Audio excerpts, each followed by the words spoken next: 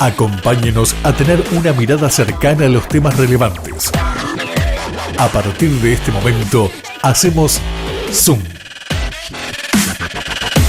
Estamos en comunicación con Jorge Lizama Mendoza. Él es doctor en Ciencias Políticas y Sociales por la Universidad Nacional Autónoma de México. También es especialista en cibercultura y multimedios digitales. También es director de cibermedios.org. Bienvenido aquí a Zoom, una mirada cercana, Jorge Lizama Mendoza. Muchas gracias por esta nueva invitación, David. Un saludo a tu público. Bueno, gracias por tu tiempo, Jorge. En esta oportunidad vamos a hablar, o queremos hablar contigo, algo que va a suceder este 9 de julio, y hablaremos sobre CyberPolygon. Es una movida internacional, para los que no saben, para desarrollar las actividades cibernéticas y la colaboración internacional para combatir las ciberamenazas. El pasado año, en el 2020, el 8 de julio, se realizó el primer CyberPolygon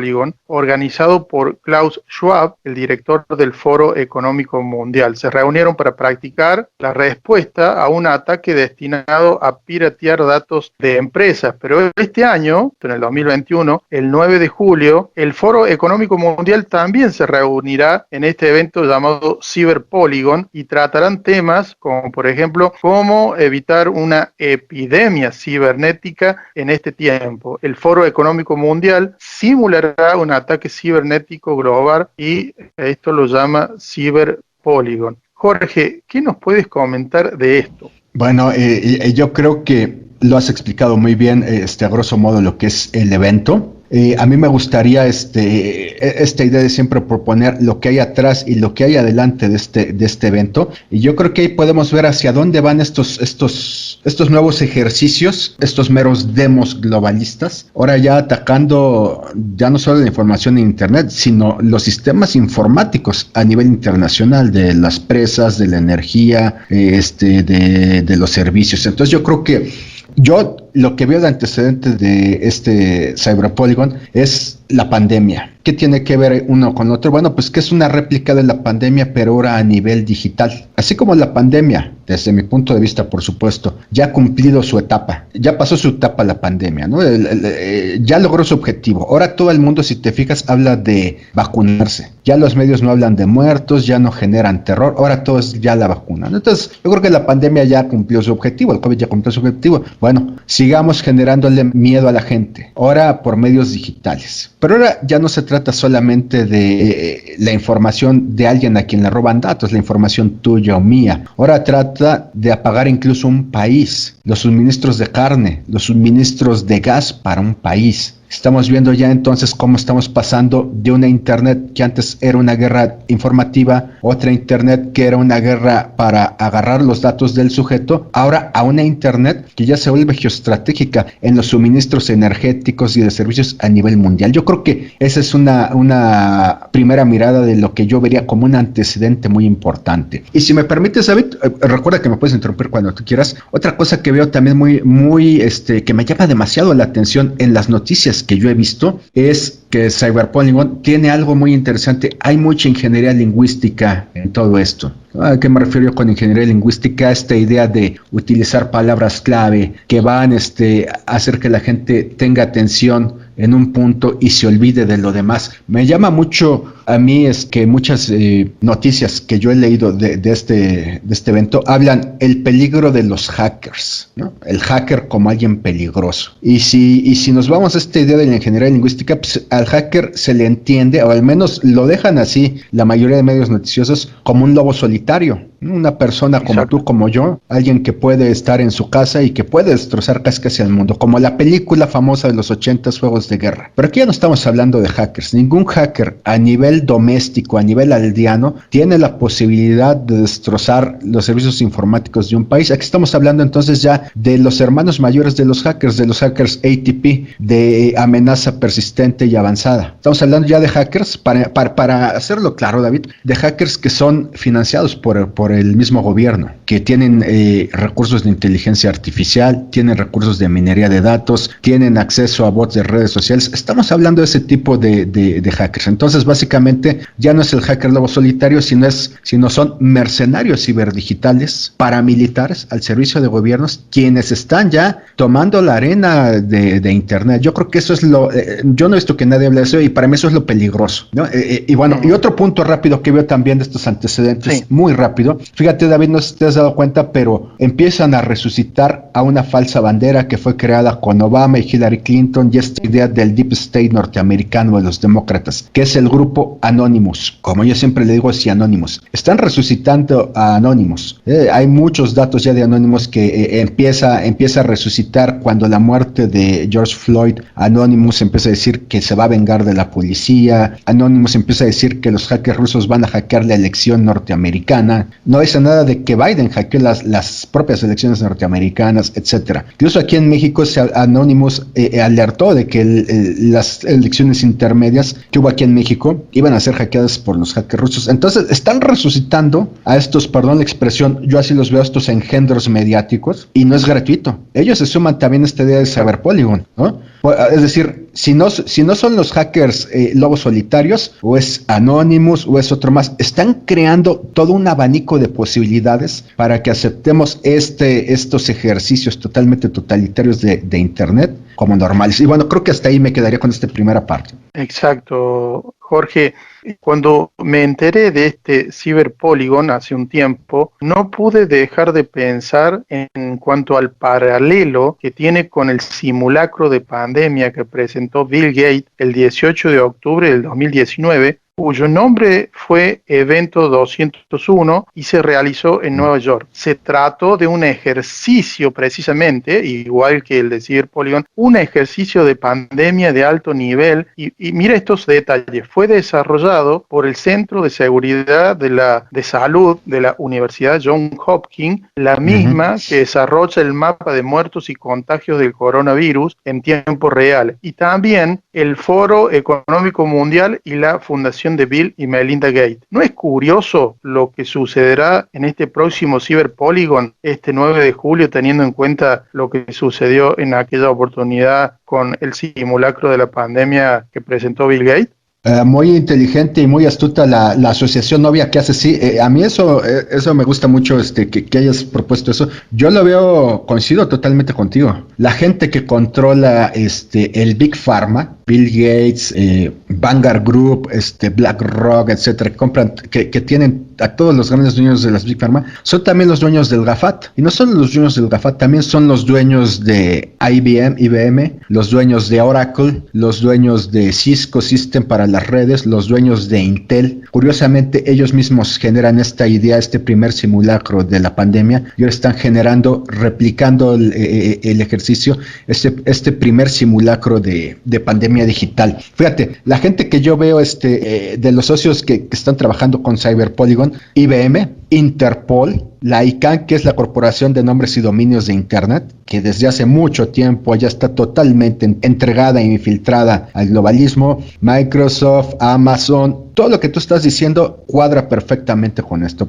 A mí me parece que es un muy buen comentario. Ahora bien, si son los mismos los que hicieron el simulacro COVID y ahora el simulacro informático, hay algo importante que yo creo que no he visto que nadie lo comente y me parece importante, yo me atrevo a decirlo, es esta idea de que están haciendo con todo esto, así como nació con el COVID una nueva era impuesta, ¿no? Una nueva normalidad, como nos quieren hacer creer. Aquí estamos viviendo también una nueva normalidad de Internet. Creo que es lo preocupante. ¿Cuál es esa nueva normalidad? Una normalidad que desde un punto de vista teórico se ciñe completamente al marco conceptual del ciberpoder. Estamos hablando ya de ciberpoder, es decir, un poder informático que no solo está dentro del ciberespacio o dentro de Internet, sino que ahora ya es capaz de controlar el extraciberespacio o el ciberespacio externo. Ya no solo es capaz de controlar a gente y borrar videos en YouTube, ahora nos están diciendo que quieren legitimar el borrar el acceso de agua a la gente, el acceso a la agricultura, el acceso a la carne, el acceso al gas, etcétera. Entonces yo creo que es verdaderamente preocupante. Para mí es el nacimiento, el bebé de ciberpoder.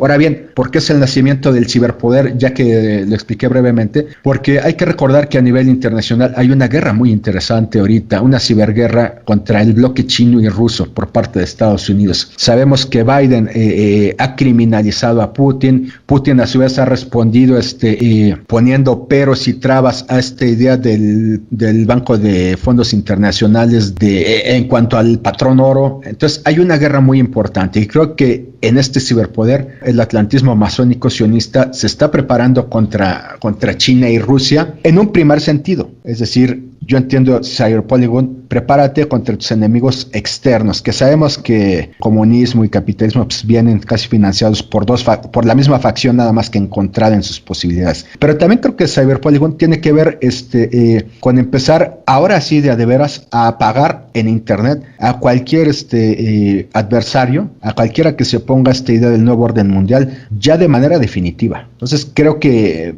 camina en dos sentidos, que eso es lo que a mí me llama mucho la atención, camina en dos sentidos importantes. Ahora bien, un último comentario. Fíjate también, David, he pensado esto, te he dicho estos días que he estado pensando esta idea del ciberpoder, veo que para mí sí es el nacimiento del ciberpoder ya en Internet, y ocurre algo que para mí es muy lamentable. Se acaba esa Internet romántica que varios de nosotros vivimos por el 97, por el 2004. Una Internet donde casi no había empresas, donde la gente utilizaba la red, no digo las redes sociales, la red para subir información realmente valiosa, porque costaba mucho trabajo hacerlo. Trabajar en HTML de aquel entonces poca gente sabía, etcétera. Entonces, es la muerte de esa Internet. Esa Internet tiene un nombre, tiene una etiqueta, la Internet barloviana. Fue un concepto que inventó John Perry Barlow cuando hace este manifiesto de la Declaración de Independencia del Ciberespacio, diciendo, no queremos a las empresas ni a los gobiernos aquí. Esto es en el 99. Hoy en día, 20 y tantos años después, es al revés. Las empresas y los gobiernos no quieren a la gente más que como esclavos en Internet. Eso es lo que yo puedo decir. Justamente acabo de encontrar una noticia que se me vino a la cabeza cuando dijiste el ciberpoder, que creo que esta noticia que voy a leer es acerca de eso, y dice así su título, y esto sucede en Pakistán. El gobierno de Pakistán bloqueará los celulares de quienes nieguen vacunarse. Y para hacerlo un poquito más profundo, muchos pakistaníes se han negado a ser inmunizados. La provincia de Punjab, en Pakistán, amenaza con bloquear el teléfono celular de las personas que se nieguen a ser vacunados contra el coronavirus. Estamos viendo el nacer de un poder en el cual vos lo llamaste ciberpoder, que es bastante preocupante teniendo en cuenta el tema que estamos tratando de Cyberpolygon, en el cual se reúnen muchísima gente. A ver, te voy a ver si te los puedo leer acá. Dice que va a ser aproximadamente una conexión de 5 millones de espectadores y reunirá 57 países. Yo no sé si esto me parece, bueno, es como para tener una idea, pero no sé si del 2020 o lo que sucederá en el 2021, que creo que es mucho más. Pero a grosso modo, es muy preocupante lo que estamos tratando y lo que estamos leyendo, porque esto sucede. Porque el que está del otro lado del receptor y nos está escuchando, Jorge, por ahí alguno piensa, pero estos están locos, esto lo que dicen es de película. Y realmente me parece que es peor que las películas. De lo que comentas de Pakistán, me parece un caso notable, pero esto de impedir, de censurar o de quitar libertades a las personas en Pakistán, que claro, es el tema, me parece que es solo un escalón muy bajo de lo que estamos viendo hoy en día. Por ejemplo, hay modelajes de la ciberguerra muy interesantes. A mí me ha interesado mucho ver los modelos de la ciberguerra, porque podemos entender exactamente por dónde van. Y hay un modelo que surge desde los años 70 y que hoy se ha informatizado, que es el C4ISR, el modelo de ciberguerra. El modelo de ciberguerra básicamente es inteligencia, vigilancia, reconocimiento, comunicaciones y comando. Bueno, ¿cómo se traduce eso? Básicamente, si tú te fijas, cuando hay una guerra analógica, digamos, una guerra de la Segunda Guerra Mundial, primero, cuando un país quiere conquistar a otro, primero hace propaganda, es decir, el lado informativo. Después empieza a infiltrar el territorio y a controlar a la gente, ¿no? A llevarla a su bastión ideológico. Y después llega y domina y conquista el territorio. Ese es el modelo básico de la guerra. Bueno, pues estamos viendo que en la ciberguerra está ocurriendo exactamente lo mismo. gente que tenemos el mismo modelo, el GAFAT que controla todo lo informativo, todo lo discursivo propagandístico, el primer eslabón. El segundo eslabón, que es controlar e infiltrar a la gente, también lo vemos con la minería de datos, con esto que pasa en Pakistán, con lo que está pasando en España también, en Argentina, en México, lo vemos, como cada vez hay más censura, más datos biométricos, etcétera. El último punto que falta, por ende, es conquistar el territorio. Y para mí entonces Cyberpolygon es esa idea de cerrar ya la cadena de estos tres ejes informativo, de los sujetos y del territorio, ya cerrarlo completamente. Eso es lo que a mí me llama la atención. Entonces, yo lo vería más amplio, vería que es muchísimo más amplio esta idea de el caso de Pakistán solamente es uno de los tantos puntos que hay. Ahora bien, si me permites, quisiera seguir con esta idea de cómo de cómo estamos ya en una tercera fase de ciberguerra que tiene que ver con tomar el territorio. ¿A qué me refiero con tomar el territorio? ¿Cómo se puede tomar el territorio con Internet? Bueno, generando apagones. Yo recuerdo en una entrevista con Moraz que él me decía que en Argentina acababan de tener un apagón histórico que duró casi 12 horas y que dejó completamente inutilizados muchas cuestiones, no solo de informática, sino de transporte público, semáforos, etcétera. En México se han convertido en la orden del día los apagones de luz o los apagones de agua en las grandes ciudades. Supongo que en Argentina es parecido, etcétera. Es decir, son tácticas de guerra que hacen que la gente empiece a sentirse desmoralizada, incierta, etcétera. ¿Para qué? Pues para que entonces el gobierno diga, vamos a gestionar los recursos a partir de alguien que no nos hackee, a partir de convenios internacionales comandados por los de siempre. Entonces yo lo que veo de esto es que estamos hablando de ciberpoder y de que ese ciberpoder va a traer una gestión progresiva de los recursos naturales de los países.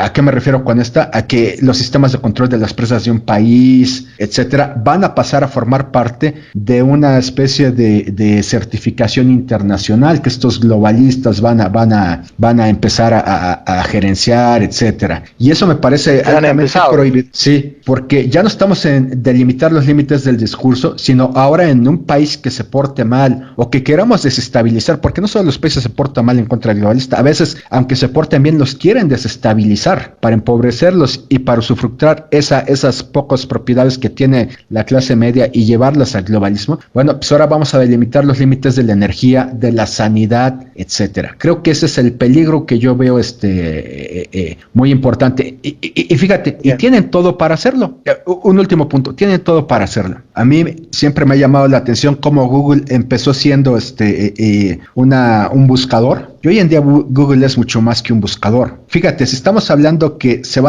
empiezan a gerenciar y a gestionar los recursos internacionales, fácilmente lo pueden hacer. Google ha generado desde hace muchos años, se ha estado apropiando paulatinamente, porque recordemos que todo esto tiene una táctica fabiana de progresivamente ir generando esta dominación de la información. Bueno, Google tiene Google Earth que controla los mapas geográficos a nivel mundial. Tiene Google Maps que controla las rutas y tiempos concretos entre destinos geográficos. Google Street para ver cómo lucen las calles y avenidas. Otro también muy importante que nadie conoce, Google Skybox, monitorea en vía satelital y en tiempo real, de minas, presas, cultivos agrícolas. Incluso tiene el monitoreo de la atmósfera en tiempo real, Titan Aerospace. Básicamente tienen todo para empezar a imponer esta idea del Cyberpolygon y para hacer el apagón con con las regiones estratégicas que ellos consideran. Ahora bien, un último punto que me parece trascendente, que quizás tú dirás, esta situación es muy forzada, yo no la alcanzo a ver. Me atrevo a hacer la hipótesis. Fíjate que un aspecto que me llama mucho la atención es que hay una ordenanza en California en el 2014 que hoy en día el gobierno de Biden la clava de hacer válida, y que es solo válida para California, en la idea de que cualquier persona que robe alrededor de $950 o menos no tiene ningún delito, no ha cometido ningún delito, no se le sancionará. Y hay unos videos espeluznantes de gente que empieza a robar y como son menos de $250, pues no le hace nada. ¿Por qué es importante esto? Porque si sumamos lo que estamos diciendo de Anonymous, si sumamos esto de Black Lives Matter, que básicamente beneficia mucho a Black Lives Matter, al inmigracionismo, etcétera, nos estamos dando cuenta que en estos niveles de la ciberguerra lo informativo ya lo tiene el GAFAT, pero lo que es el control de la gente y el control del territorio son los que están empezando a emerger. Eso es lo que yo veo, y eso puede ser a futuro altamente peligroso, porque yo no veo que nadie siquiera toque estos temas. Cuando yo veo que hablan de Cyberpolygon, la gente la mayoría de veces solo ve como el peligro de la identidad digital en Internet es muchísimo más amplio. Y termino con esto, que creo que puede ser muy interesante para tu auditorio. Yo propongo que estamos en un modelo C4ISR de la ciberguerra, ya se explicó, que está a punto de llegar, está llegando, está emergiendo. Bueno, si llega a emerger y llega a imponerse, yo no veo a nadie que pueda parar esto. Veo que a la mayoría de personas, desde el periodismo, intelectuales, etcétera, les cuesta mucho trabajo entender esta idea de la dominación hard power, ¿no? La dominación blanda. No lo ven. Si no ven leyes concretas, si no ven arañazos directos a su bolsillo, no notan esta dominación. Entonces, creo que ahí hay un problema grave. Ahora bien, ¿qué ocurriría si se impone el C4ISR? Que se imponga en unos cuantos años, 10 años. ¿Qué sigue después de eso? Bueno, pues sigue todavía otro escalón más fuerte de los modelos de la ciberguerra, que es el CBRN, que es ya empezar a hacer guerras a nivel biológico, químico, radiológico o incluso nuclear. Es decir, Cyberpolygon nos está preparando para un ciberpoder que tarde o temprano, en 10, 20 años, nos va a llevar casi a la destrucción del mundo o a la destrucción de zonas enteras ya no solo al control gerencial de los recursos, sino a la destrucción completa de personas, naciones, etcétera. Y bueno, ya creo que ya hablé demasiado. Discúlpame si fue mucho lo que comenté. La última pregunta, Jorge, porque ya estamos llegando más o menos al tiempo límite que solemos usar para entrevistas. ¿Hacia dónde vamos digitalmente con respecto a lo que hemos hablado? Y esto, por favor, en forma resumida y fácil de entender para aquellos que no están muy familiarizados con la tecnología. ¿Hacia dónde vamos? En una editorial concreta. Bueno, pasamos del Internet de la información, luego vivimos el Internet de los cuerpos, el dataísmo de las personas en información, luego tendríamos el Internet de los recursos, que creo que es el nuevo paradigma. Se van a reconfigurar los recursos. En esta idea del reseteo mundial del que muchos hablan, pues también se van a resetear los recursos. Eso es lo que yo vería en términos editoriales. Un último comentario que creo que puede ser interesante. Fíjate nuevamente cuando esas asociaciones novias creo que son las que nos dan luz. Se quema la selva amazónica hace 2 o 3 años. Se sataniza a Bolsonaro, que claro, no es ningún ángel bajado de la tierra, ¿no? Es un criminal también, pero después se demostró que quien había quemado esas selvas brasileñas eran muchas ONGs globalistas. Eso ya no salió en las noticias, solo salió que se estaba quemando la selva amazónica y que Bolsonaro tenía la culpa. Y mucha gente empezó a decir que la selva amazónica no debería ser controlada por el gobierno de Brasil, sino por la ONU o la UNESCO, ¿no? Porque era patrimonio de todo el mundo, etcétera. Esa es una forma de quitarle sus recursos a Brasil. Entonces, si vemos esos lados finos, nos damos cuenta que Cyberpolygon tiene que ver con los recursos estratégicos. Y yo creo que es importante notar esos aspectos finos del tema. Gracias, Jorge, por tu tiempo. Y bueno, será hasta la próxima. Por favor, no olviden visitar algo que yo lo hago en forma continua, la página en la cual administra Jorge, que se llama cibermedios.org. Y cuando escriban al principio, ciber es con Y, cibermedios.org. Allí está toda la actualización en cuanto a las noticias sobre tecnología y aún más. Bueno, un abrazo fuerte hacia México y nos vemos en la próxima, Jorge. Muchas gracias. Gracias, David. Hasta aquí, Zoom, una mirada cercana a los temas relevantes. Visítenos en Facebook, Zoom, una mirada cercana.